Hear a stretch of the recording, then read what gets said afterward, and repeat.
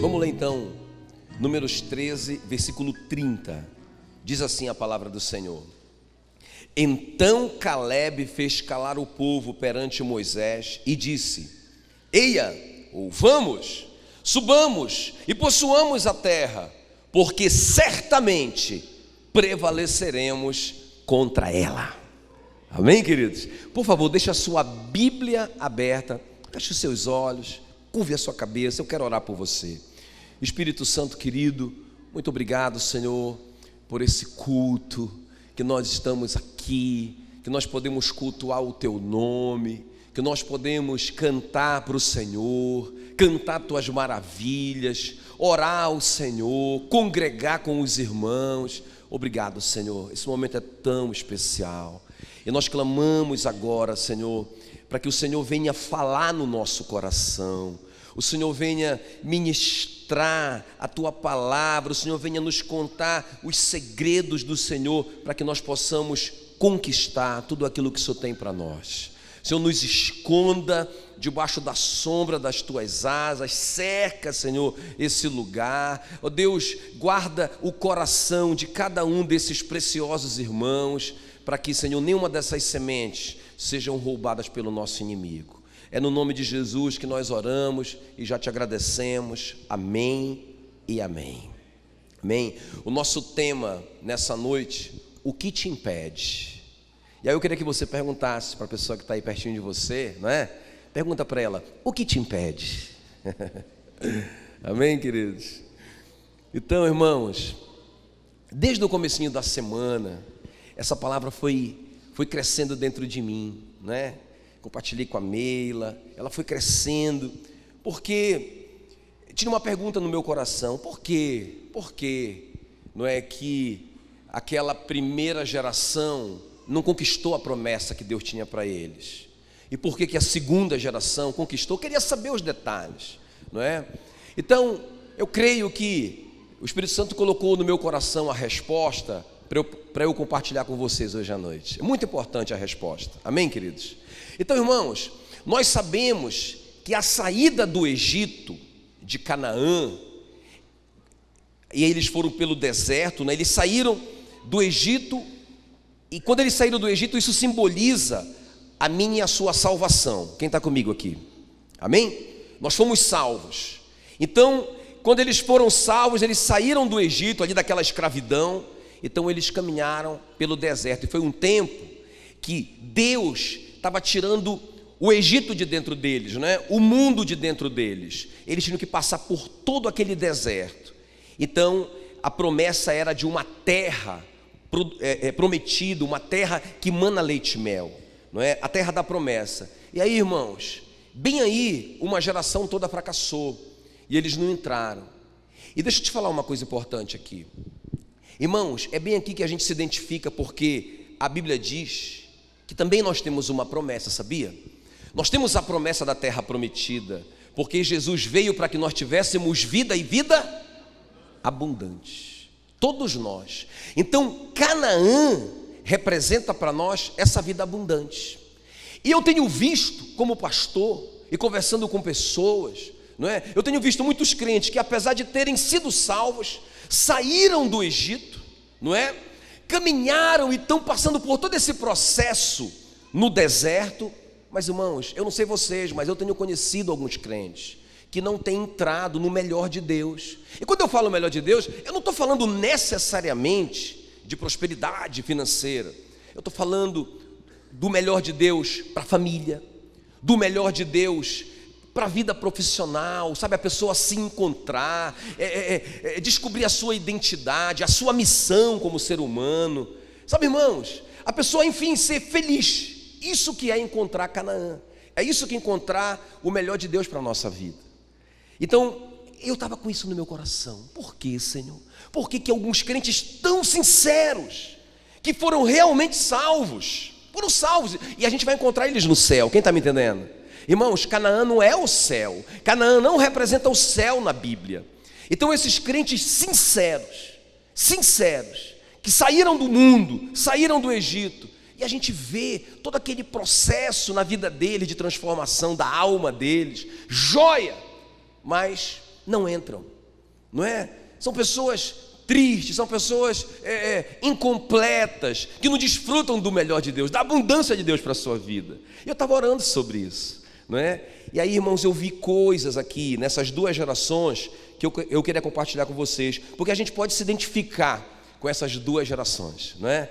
Eu vou chamar aquela primeira geração, aquela geração que não entrou, de geração impedida. Você pode repetir comigo? Geração impedida. Tinha um impedimento, aquela geração não entrou, não conquistou. E eu vou chamar a segunda geração que entrou e conquistou de geração Josué e Calebe. Amém, queridos? Então vamos ver comigo aqui a diferença delas duas. Acho que ele vai trazer algumas respostas para a gente hoje à noite. Então, a geração Josué e Calebe, que é a segunda geração, a primeira coisa que marca essa geração, eles encaravam os seus problemas como alimento. Amém? Como alimento. Irmãos, os problemas eram pão para eles. Quer ver? Acompanha comigo, Números 14, o versículo 9. Então olha só o que diz o Josué. Ele diz assim: não temas o povo dessa terra, porquanto como pão os podemos devorar. Amém, queridos? Então essas provações no caminho para a vida abundante, elas vão ser tão grandes quanto aqueles gigantes lá de Canaã. Quem está aqui comigo ainda? Não é? Mas deixa eu te falar uma coisa. Deus quer usar essas provações para alimentar a nossa fé. A fé come essas provações. Agora, olha só a diferença da outra geração. Olha o que eles declaram aqui. Ele diz assim, olha, a terra pelo meio da qual passamos a espiar é terra que devora os seus moradores. Olha como que pensava a geração Josué e Calebe. Problema é comida, vamos comer esse problema. Olha como pensava a geração que não entrou. Essa terra vai nos comer, esses gigantes vão nos comer. Sabe, irmãos, é a diferença de quem entra e quem não entra. Porque, irmão, deixa eu te falar uma coisa. Esses problemas, essas tribulações que a gente está passando, elas servem para que a gente cresça na fé. Amém, querido? Posso ver pelo menos um sorriso, aleluia. Amém? Para que a gente cresça, para que a nossa musculatura seja exercitada. Agora preste bem atenção no que eu vou dizer. Irmão, se a gente não agir dessa maneira, se a gente abandonar a fé em Deus nesse momento, e a gente deixar de encarar essas tribulações e comê-las, não é? Irmãos, a gente vai virar alimento delas, não é? A gente vai ser esmagado por elas. Elas vão comer a gente. Então eu queria que você repetisse assim comigo, olha. Vamos repetir, só para a gente brincar um pouco, que vocês estão muito sérios hoje, não é? Fala assim mesmo: tribulação, eu vou te comer. Amém, queridos? Porque, irmãos, se a gente não comer esse problema vai nos tragar. Isso é muito sério. Então a primeira diferença aqui da geração Josué e Calebe é que eles pensavam assim: rapaz, peraí, problema? Rapaz, isso aqui é uma oportunidade, vamos crescer, vamos vencer esse problema para que a gente fique mais forte. A outra geração se via como comida, não é? Ah, meu Deus, eles são muito grandes, esses problemas vão nos comer. E deixa eu te falar uma coisa, irmãos, é bem aqui que a gente está perdendo a oportunidade de testemunhar para os que estão lá fora, não é? Porque, gente, eu tenho ouvido histórias, não é?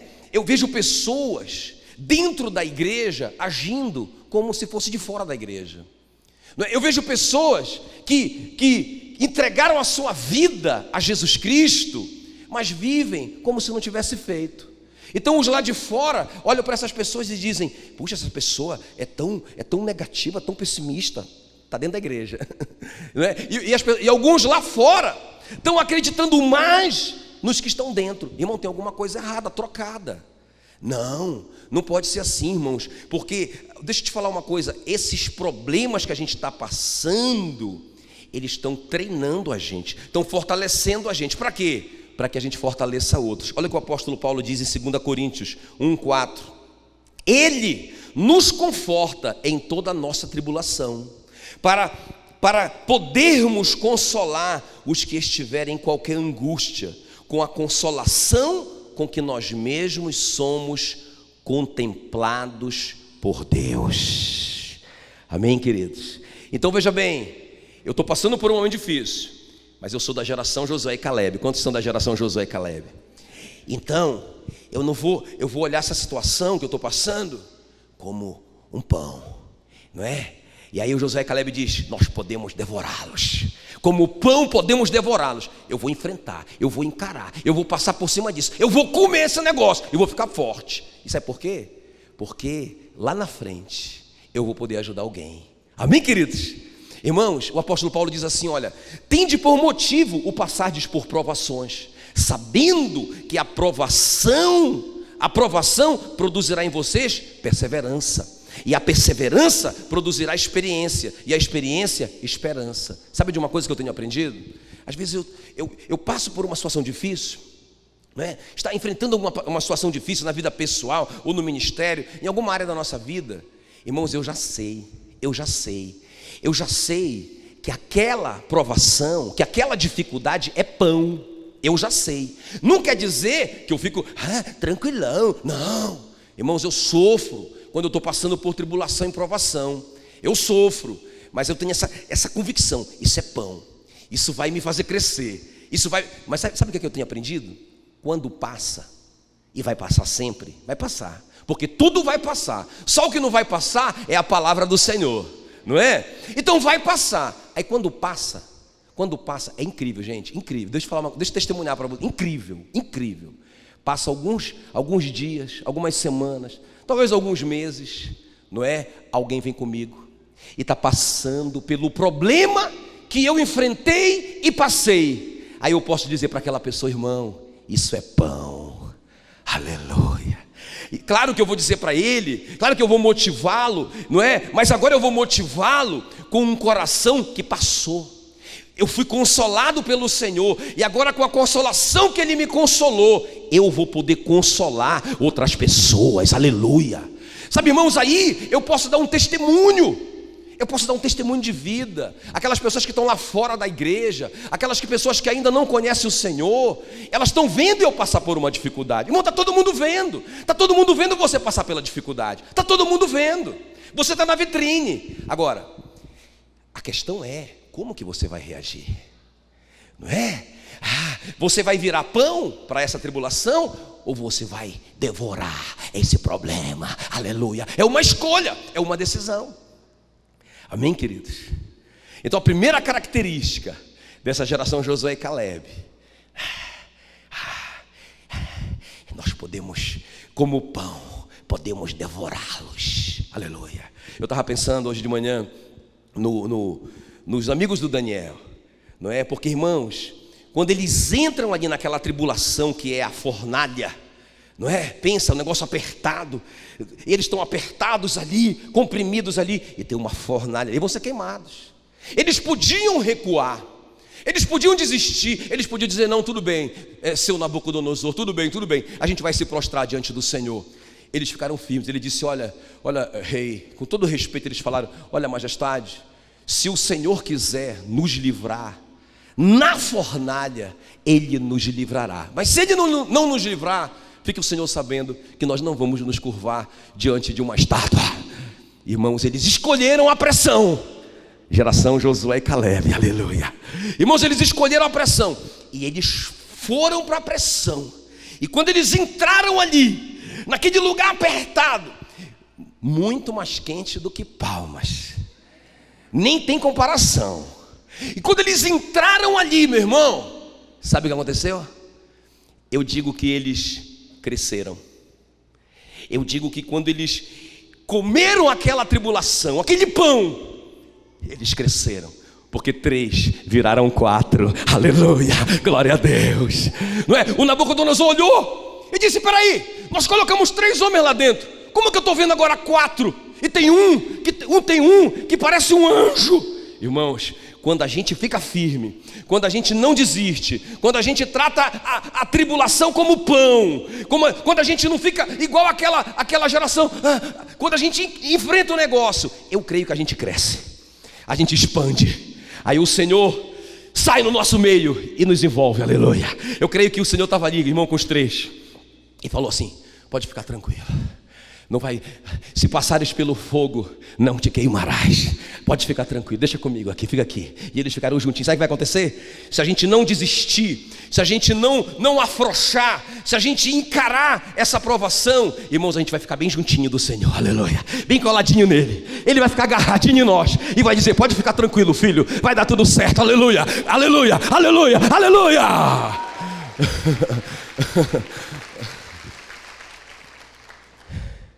Então a geração Josué e Caleb, aí eu fui entendendo, então eles viram tudo aquilo como uma oportunidade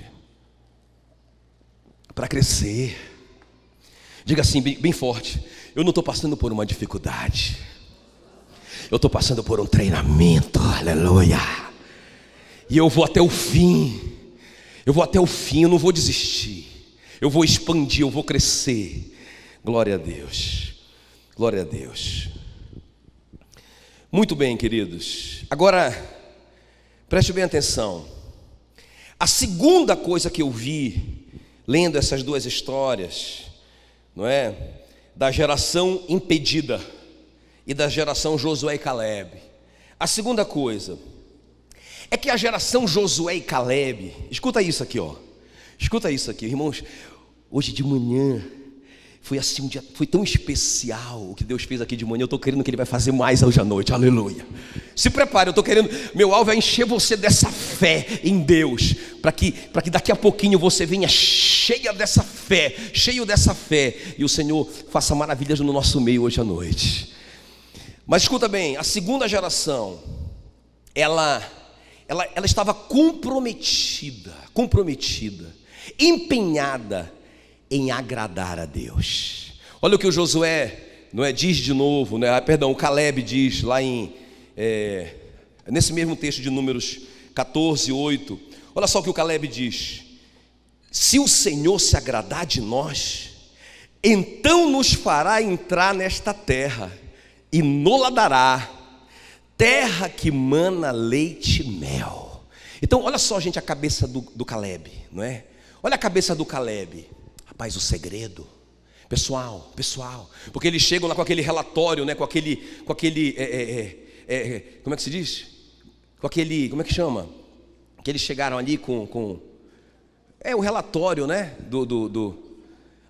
Então os espias chegaram ali e falaram assim: olha, gente, não dá, é impossível, né? Então o Caleb, ele vai falar assim: olha, pessoal, o segredo é o seguinte, é agradar a Deus. Quem está comigo? Ele está dizendo assim: olha, se o Senhor se agradar de nós, acabou. Gente, e sabe o que é que a Bíblia diz em Hebreus 11:6? Sem fé é impossível agradar a Deus. Irmão, deixa eu te falar uma coisa aqui séria, porque a questão aqui que a gente está conversando é a seguinte: por que alguns entram na vida abundante? E por que outros crentes tão sinceros não entram? Porque, irmãos, deixa eu te falar uma coisa, não é uma questão de religião, não é uma questão da gente ser bonzinho, da gente participar do cultinho, da gente ser bonitinho e participar do louvorzinho. Não. A questão aqui é a seguinte: se a gente crê. Porque eu posso fazer tudo isso, eu posso ser bonzinho, honesto, esse tipo de coisa, mas eu não confio totalmente no meu Senhor. Vou te mostrar isso aqui. Não é? Irmãos, e sem fé é impossível. Interessante, tinha uma lei que dizia o seguinte: que todo sacrifício que vinha deveria ser temperado com sal. Irmãos, eu creio que no Novo Testamento qualquer coisa que a gente ofereça para Deus tem que ser temperado com fé. Amém, queridos? Agora deixa eu te explicar uma coisa a respeito da fé, porque fica muito abstrato. Fé, pastor, fé, tudo bem, fé, beleza. Vamos entender então, como que é que a fé se manifesta? Irmãos, a primeira coisa da fé é o conhecimento. Não há fé sem conhecimento. Eu não posso crer no que eu não conheço. Por isso que o apóstolo Paulo diz assim, não é? como crerão naquele de quem nada ouviram? Então é impossível crer sem compreender. É por isso que a Bíblia diz que a fé vem pelo ouvir a palavra. Então eu tenho que compreender, eu tenho que acreditar, eu tenho que saber. Você está passando por uma tribulação? Você está passando por uma provação? Então você tem que ter o conhecimento da Bíblia a respeito do seu caso. Pastor, eu já li isso, inclusive eu li hoje algumas promessas relacionadas, beleza. Então o segundo aspecto da fé, qual é? É receber isso para mim. Porque, irmãos, eu conheço um monte de gente que conhece, mas não recebeu para si. Entende? Parece que é uma coisa longe, distante. Ela, de fato, ela não recebeu como dela aquela promessa. De fato, lá no fundo, ela não acredita que Deus vai fazer isso. Ela não recebeu no coração dela. Entende o que eu estou falando? Ela conhece, mas não recebeu. Agora veja bem, tem gente que conhece a Bíblia, conhece os textos, sabe a palavra, mas e recebeu. Não, isso aqui, rapaz, isso aqui eu creio que Deus que falou isso aqui, foi Deus, não foi o homem não. Mas, escuta bem, é o terceiro aspecto da fé. Essa pessoa não descansa em Deus. Então a fé, gente, a principal coisa da fé é a gente, não é só a gente conhecer, não é só a gente receber como nossa aquela promessa, mas a principal coisa é a gente, eu sei, porque sei. Então o Caleb diz assim, olha o que o Caleb diz, pessoal, o segredo é a gente agradar. Aí ele diz assim, Números 13:30, é esse texto que nós lemos, ele fala assim mesmo, Caleb fez calar o povo perante Moisés e disse, vamos, subamos, possuamos a terra, porque certamente, diga certamente, entende o que eu estou falando? Essa certeza, certamente nós prevaleceremos contra ela, a despeito dos gigantes, a despeito das dificuldades. Eu sei, porque sei, a gente vai vencer. Fé é a certeza de coisas que se esperam, é a firme convicção de fatos que não se veem. É isso que é fé.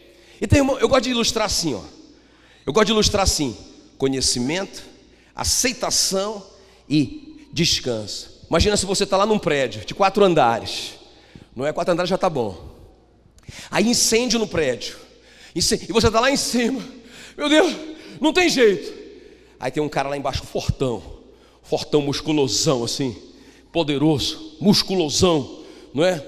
Aí ele diz, pode pular, pula que papai pega, pula, não é? Aí a pessoa, aí vamos ver a fé dessa pessoa. Ela tem o conhecimento que aquele homem está lá. Quem está me entendendo? Ela sabe que ele está lá. Ela recebeu, porque ele é poderoso, ele é um musculosão, ele vai dar conta, ele consegue, ele me aguenta. Ela recebeu. Então ela sabe, ela recebeu, confia no poder de Deus, mas a questão é, pula que papai pega. A questão é se a pessoa vai pular. Gente, a questão é se a pessoa vai se atirar. A questão é se a pessoa vai descansar. Então é nisso que eu estou te falando. É nisso que eu estou te falando, gente. Será? Porque a diferença da segunda geração para a primeira é essa. Porque a segunda geração, a geração Josué e Caleb, queria agradar a Deus. E eles sabiam que só tinha um jeito de agradar a Deus. É pela fé. É quando Deus sabe que você confia nele, que você descansa nele, que você fica tranquilo porque ele prometeu. Ele sabe disso. Ele sabe. Também ele sabe quando nós estamos apavorados. Ele sabe quando nós estamos nos vendo como gafanhotos. Ele sabe como nós não estamos confiando nas promessas dele. Ele sabe que nós estamos correndo na força do nosso braço para fazer as coisas. Isso entristece a Deus. Porque qual é o pai, irmãos, que faz uma promessa para o filho, e o filho desconfia do pai, e o pai fica feliz? Entende o que eu estou falando? Então A segunda grande diferença é essa: o Caleb descansou. Pessoal, vai dar certo, eu sei. Agora, olha só, gente, o que acontece com a segunda geração, ou melhor, com a primeira geração. Quer ver? Acompanha lá Números 13, 28. Olha só, olha só, gente, o relatório deles. Escuta bem, veja se não é o relatório que muitos de nós temos feito. Números 13, 28, o povo é a primeira geração. Olha o que eles estão dizendo: o povo, porém, que habita nessa terra é poderoso, e as cidades são muito grandes e fortificadas. Também vimos ali gigantes, os filhos de Anak. Gente, percebe uma coisa aqui, ó. O povo é poderoso, as cidades são gigantes e as pessoas são enormes. Tudo é grande. Para a primeira geração, tudo é grandão. Eu lembrei que um dia, já tem um tempinho atrás, quando eu era criança, a gente brincava num terrenão, né, perto da casa dos meus pais. Irmãos, aquilo ali era o nosso paraíso. A gente tinha umas cordas amarradas nas árvores que eram enormes, e a gente brincava de Tarzan. A gente subia naquelas árvores enormes e a gente pulava lá de cima. Irmãos, era tão jóia, não é? E quando eu voltei lá, depois de alguns anos, já adulto, não é? Aí eu quero ver aquele paraíso que a gente brincava. E quando eu fui lá, irmão, eu falei, não, construíram muitas coisas aqui, está muito pequeno. E todo mundo disse, não, nunca construíram nada aqui. Aqui sempre foi assim. Aqui é uma garagem abandonada de uma frota de ônibus. Nunca foi construído nada aqui. Puxa, mas parece tudo tão pequeno. Irmãos, quando a gente pensa pequeno, a gente vê tudo grande. E quando a gente pensa grandão, quando a gente crê que o nosso Deus, a Bíblia diz que Ele mediu os céus a palmos. Os cientistas dizem que tem não sei quantos mil anos-luz, não sei nem o que é isso, hein? Deus mediu a palmos. Ele mediu os oceanos na palma. Olha o Oceano Atlântico. Deus acabou de fazer o Oceano Atlântico. Mediu os oceanos a palmos. As nações são para eles como uma gota que cai de um balde. Ele descortina os céus e conhece cada estrela pelo seu nome. O Abraão não conseguiu nem contar 3.000, né? Segundo os astrônomos, a gente só conseguiria contar o olho no 3.000 estrelas. Irmãos, Ele é enorme, Ele é grandão. Mas a primeira geração estava sozinha, então eles viam tudo como crianças. Eles viam tudo enorme, esse gigante, essa cidade poderosa, tudo é grande demais. A geração Josué diz: vamos, agora, não é para deixar para depois, não, vamos, agora, certamente nós prevaleceremos. Aleluia, amém, queridos. Essa geração, irmãos, eu fico imaginando, eu imagino essa cena. Tem cenas na Bíblia que eu imagino Davi dizendo para o rei Saul: ninguém precisa se preocupar mais, eu cheguei. Ele fala assim.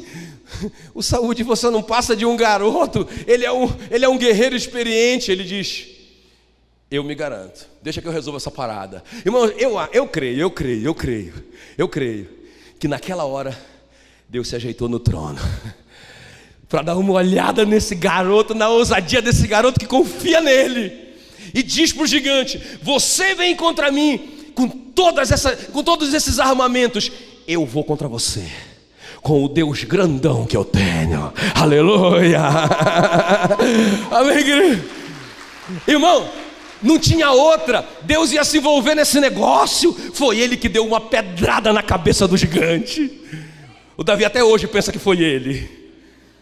É porque Deus se envolve, gente, quando a gente descansa nele. Eu te pergunto, Você está descansada? Você está descansado? Ou você está em pânico?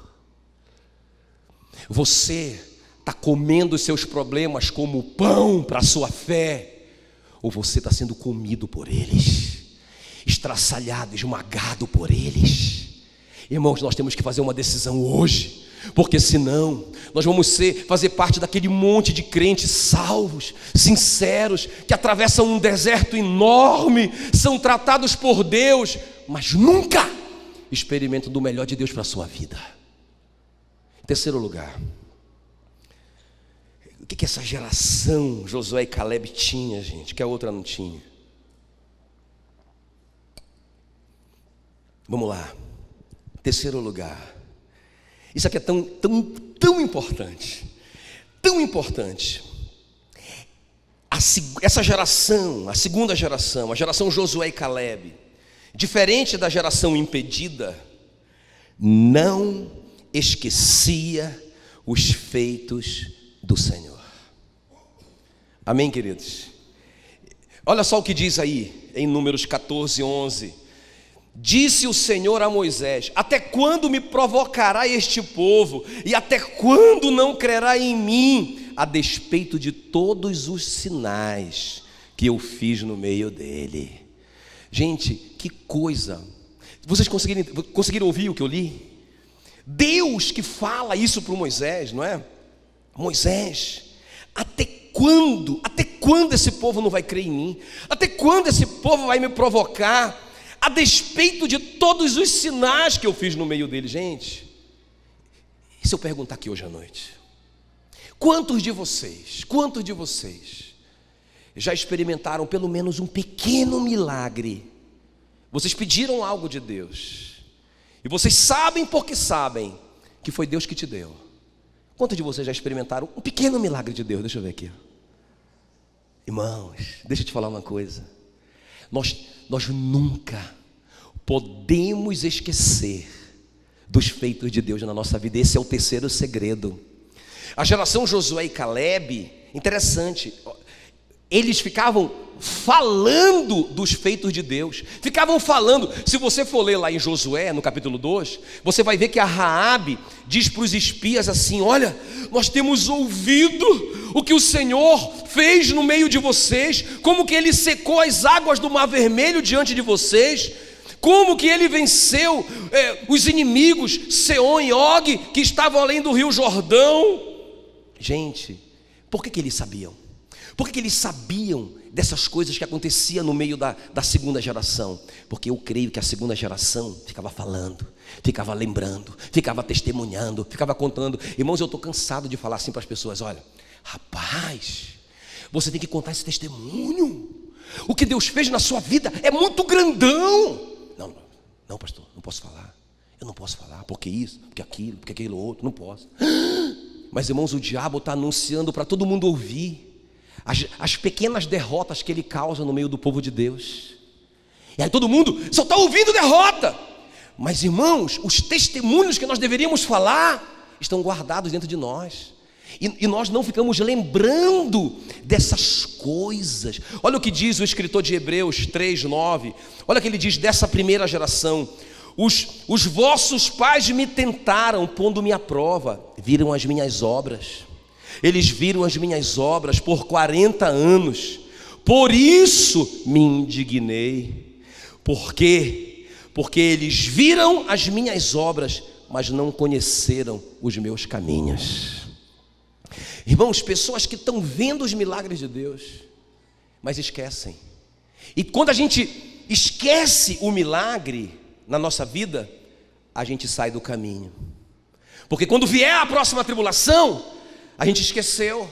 Irmão, foi isso que o Davi usou. Ele disse para o Saul assim: eu posso vencê-lo, porque o Senhor me deu vitória contra o urso, e o Senhor me deu vitória contra o leão. Assim como o Senhor me deu vitória contra o urso e o leão, Ele vai me dar vitória contra esse gigante.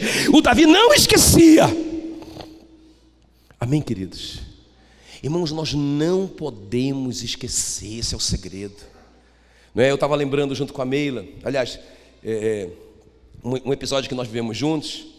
que a minha irmã mais velha, eu tenho 2 irmãs só, não tenho irmão, ela não podia ter filhos. Irmãos, e ela sofria por causa disso. E a última inseminação que ela tinha feito, talvez a terceira, aí chegou a notícia, ela perdeu o bebê mais uma vez. Irmãos, ela estava tão arrasada, tão arrasada. Eu vi a tristeza da minha irmã. E numa manhã, logo depois da notícia que ela tinha perdido mais uma vez o bebê, eu li na minha Bíblia que o Senhor faz da mulher estéril alegre mãe de filhos. Irmãos, mas aquilo, eu não sei te explicar, aquilo me incendiou tanto. Eu falei para Meila: amor, Deus falou comigo, Deus vai fazer um milagre na vida da Jeane. É para eu ir lá orar para ela, orar por ela. Eu vou orar por ela e ela vai engravidar. A Mila botou fé, né? Eu tinha uma palavra, combinei com ela, a gente foi lá no apartamento dela. Eu falei: mana, Deus me deu uma palavra, que eu vou orar por você e você vai engravidar. Ele disse que Ele faz da mulher estéril alegre mãe de filhos. Ele disse para mim: eu vou orar por você agora. Irmãos, e aí a Mila colocou a mão na barriga dela e eu mandei fogo. Eu mandei fogo e orei, meu irmão. E eu orei e tomei posse. E sabe o que aconteceu? Nada. Um mês depois, a Mila foi fazer um exame de rotina. Irmãos, quando o médico passou a ultrassom, ele disse: opa, não é? Surpresa chegando. Hã? Irmão, quase que eu falei assim: Senhor, o Senhor errou o tiro, né? A Meila estava muito perto ali. Aí, irmãos, a Meila, grávida do João Paulo. Irmãos, eu acho que foi 3 dias, eu não lembro bem, alguns diazinhos depois, a minha irmã ligou: mano, tô grávida. Passou primeiro pela pastora Meila. Meu irmão, mas só que tinha um detalhe, escuta bem, porque eu estou falando isso? Para eu nunca esquecer que o Deus que respondeu aquela oração pode responder qualquer outra. E se eu esquecer isso, eu vou ficar apavorado quando vier, não é, a esterilidade em alguma área da minha vida, não é? Eu vou ficar tenso, eu vou me ver como gafanhoto, eu vou virar pão da tribulação. Não, eu lembro bem. Aí só tinha um detalhe naquela história toda, que quando eu estava orando, eu falei assim, que vai nascer um varão, e ele vai ser um mensageiro da palavra. Aí, irmãos, a Mira disse: amor, tudo bem, você vinha orar aqui, tudo bem. Agora você dizer que vai ser um menino, e se for menina? Eu disse: não, amor, Deus falou comigo na hora que eu estava orando, vai ser um menino, e ele vai ser mesmo um mensageiro da palavra. Irmãos, quando o Gabriel nasceu, né, a minha irmã me ligou, ela não sabia de nada. Ela disse assim para mim: mano, eu e o Luiz escolhemos um nome para o nosso filho. Qual que é? Gabriel. Eu disse: Jane, Gabriel quer dizer mensageiro, mensageiro do Senhor. Nasceu o varão que era mensageiro do Senhor. Aí sabe o que? Agora, há pouco tempo eu estive em Belém e a gente foi almoçar com a minha irmã, né? E aí o Gabriel estava lá. Aí eu fui contar toda essa história, todos os detalhes dos bastidores para o Gabriel, que agora tem a idade do João Paulo, né? Eles fazem aniversário, uma diferença de 5 dias. E ele é um músico tremendo. E eu estava dizendo para ele: Gabriel, a sua identidade, rapaz, você está aqui para ser um mensageiro da palavra de Deus. Ele encheu os olhos de lágrimas. Amém, queridos? E sabe o que, irmãos? Se Deus não negou o seu único filho, mas por nós o entregou, não nos dará juntamente com ele as demais coisas? Irmão, você pode esquecer de tudo. Talvez você esqueça do milagre que Deus fez na sua vida. Eu te aconselho não esquecer. Mas se você esquecer, nunca esqueça que se Deus não negou o seu próprio filho, mas por você o entregou, Ele não dará para você, juntamente com o seu filho, as demais coisas. Gente, o que pode ser maior para Deus, mais importante, que bênção maior do que essa eu e você poderíamos receber? Qual bênção? Essa sua necessidade é maior do que Deus ter te dado Jesus para te salvar? Então, irmãos, nós precisamos entender o seguinte: a primeira geração sofria de amnésia. Esqueceram os milagres do Egito, esqueceram os milagres do deserto, esqueceram tudo e ficaram apavorados diante de uma tribulação. Somos gafanhotos, eles vão comer a gente, terrível. Isso entristeceu tanto o Senhor. E o Caleb ficou tão indignado com isso, como que vocês podem esquecer? Não é? Eu acho tremendo um versículo que eu amo muito, Isaías 51, o versículo 1, que o Isaías fala para o povo de Israel, passando por um momento muito difícil. Ele diz assim: olha, não esqueçam da rocha que vocês foram tirados. Nunca esqueçam do fundo do poço que vocês saíram. O que ele está falando? O que ele está falando? Ele começa a explicar no versículo 2. Sabe de onde vocês saíram? Vocês saíram de um homem de 100 anos. É a sua esposa, ele vai falando, tinha 90. É de lá que todo Israel saiu, de um nascimento impossível. E vocês são tudo isso hoje. O que poderia ser difícil para Deus, que Ele não poderia fazer por vocês. Não podemos esquecer. Quando você se esquecer, olhe para essa gata que vive com você aí, não é? Poxa, meu irmão, eu pedi a Meila para Deus, pedi. Eu falei: Senhor, eu quero uma mulher assim, assado, cozido, frito. É difícil, Senhor. Ele procurou em Belém e não achou. Teve que mandar buscar lá de Mato Grosso do Sul. Amém? Irmãos, a Meila é do jeito que eu pedi.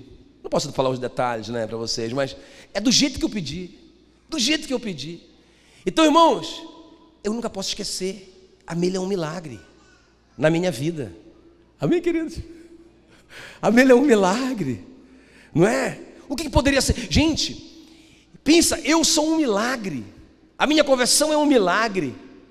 Não haverá impossível. Como pão podemos devorá-los. Não vamos esquecer o que Deus fez por nós. Amém, queridos? Lembra só de um milagre hoje. Eu só quero te pedir isso. Lembra, se você pediu uma bicicleta e Deus te deu, foi um milagre. Então você pode pedir o que você quiser. Amém, queridos? E o último lugar que eu quero orar com você. Quero orar pelo milagre na sua vida. Muito bem, irmãos. Então essa geração, Josué e Caleb, encarava o problema como pão. Ela estava empenhada em agradar a Deus, com uma fé que conhecia a palavra, aceitava a palavra e descansava na palavra. Uma geração que não esquecia os feitos do seu Deus. Uma geração grata, uma geração grata, uma geração grata. E o último lugar, gente, uma geração que não se movia por circunstâncias, mas para a glória de Deus. Eu creio que muita gente também tem tropeçado aqui, não é? Interessante, irmãos, porque o Caleb e o Josué, você vê todo o movimento da segunda geração, quando eles foram atravessar o Jordão, tudo foi seguindo as ordens de Deus. Olha, eu quero que os sacerdotes vão na frente do povo, o povo fica numa distância de 1 quilômetro, é para vocês marcharem contra o rio, na direção do rio, deixa o resto comigo, não é? E eles foram marchando em direção a um rio fechado, foram marchando, o Josué obedeceu, Deus mandou, é para fazer isso, vamos fazer. Quando o primeiro sacerdote pisou a planta do pé no rio, o Jordão se abriu. Pá! Pensa, aí o segundo comando manda os sacerdotes pararem no meio do Jordão. Pensa, gente, ó, o pavor. Pensa uma parede de água desse lado aqui, ó, os peixes pulando aqui, e desse lado seco. E os sacerdotes bem aqui pertinho da água. Os 12 sacerdotes seguros aqui, não é? Orando aqui enquanto o povo passava. Passa rápido, aleluia.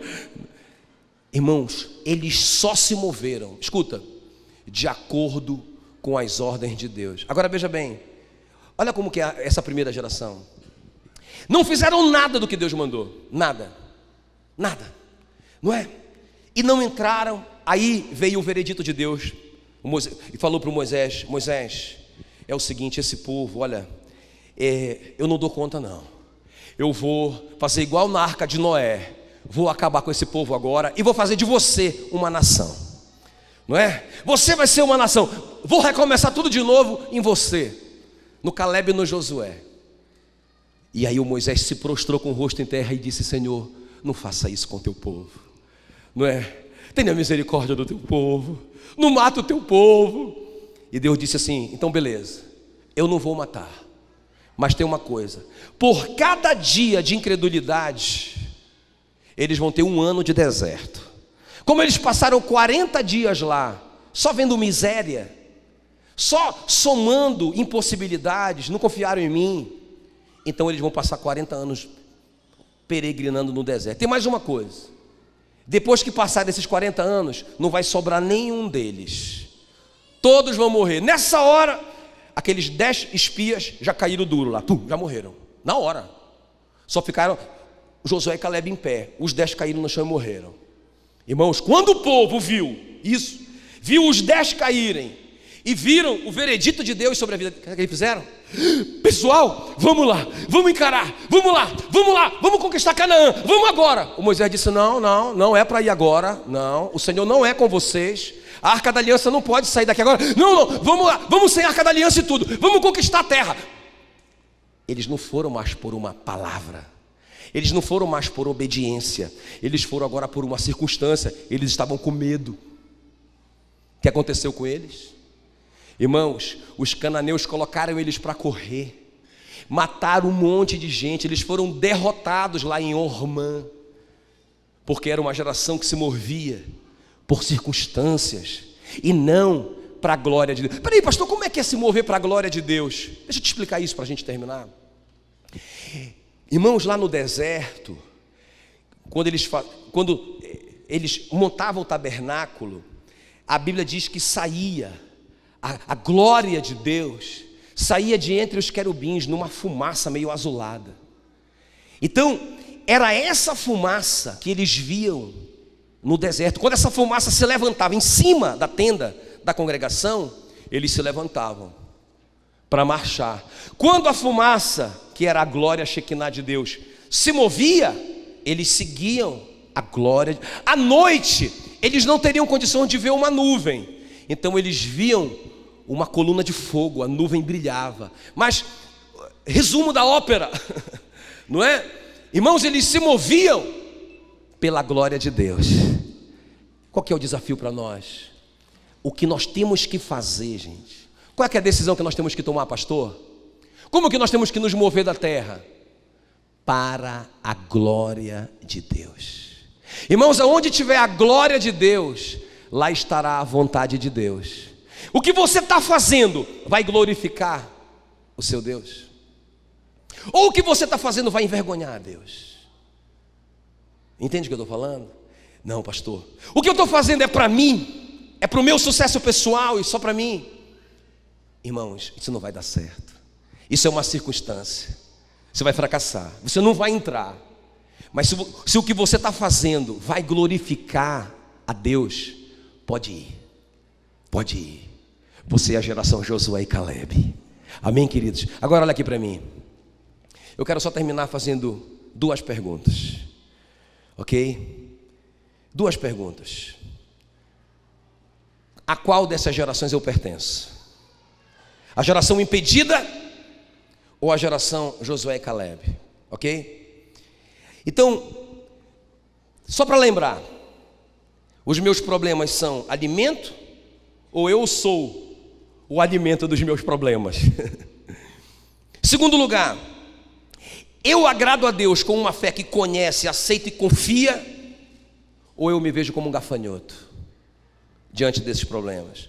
Terceiro lugar, eu sempre lembro dos feitos do Senhor na minha vida, ou eu sofro de amnésia espiritual? Já esqueci. E quarto e último lugar, eu me movo por uma circunstância ou para a glória do meu Deus? Qual geração você tem pertencido? E a segunda pergunta, a qual geração você quer pertencer? A geração que vai conquistar tudo que Deus tem para você? A geração Josué e Caleb?